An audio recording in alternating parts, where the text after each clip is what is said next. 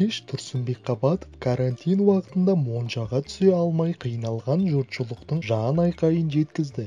60 күн бойы үйінде жатқан өнер иесі биліктен моншаларды ашуын сұрады. КВН жұлдызы ол жерде де қауіпсіздік шараларын сақтап, маскамен жүруге дайын екенін де айтты.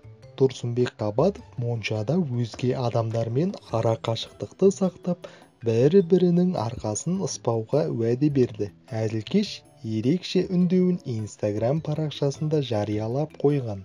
Бүгін үйде отырғанымызға тура 2 ай болыпты. 60 күн. 60 күннен асты.